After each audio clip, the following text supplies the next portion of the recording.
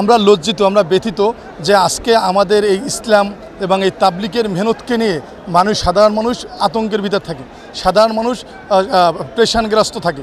এজন্য আমরা লজ্জিত এবং এটা শুধুমাত্র তৃতীয় একটা পক্ষ আমাদের তাবলিগের মেহনতটাকে ছিনতাই করতে চাওয়ার কারণে তৃতীয় পক্ষ আজকের এই হালত সৃষ্টি হয়েছে।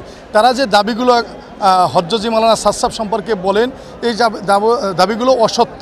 কারণ আপনারা জানেন গত 4ই নভেম্বর আমরা সংবাদ সম্মেলনের মাধ্যমে তাদেরকে চ্যালেঞ্জ দিছি, তারা যে দারুল উলুম দেওবন্দ সেখানের প্রধান আমাদের আরশাদ মাদানী এবং সারা পৃথিবীর বড় আলেম, তাদের কমই আলেম মাওলানা তরকি ওসমানীকে বিচারক মেনে আমরা তাদেরকে ওপেন চ্যালেঞ্জ দিছি যে হজ্জজি সম্পর্কে যে আপনারা মিথ্যা অপবাদ দিয়েছেন এই ব্যাপারে আমরা বাহাস করব, বিতর্ক করব, তারপর তারা যে ফয়সালা দেবে সেটাকে আমরা মেনে নেব।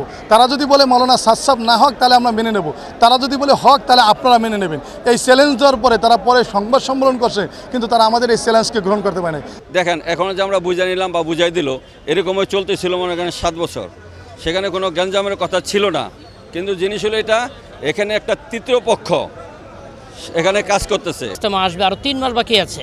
এর ভিতরে অনেক ঘাত প্রতিঘাত পার হয়ে, অনেক ধাপ পাড়ি দিয়ে আমরা অবশ্যই সফলতার মুখ দেখব।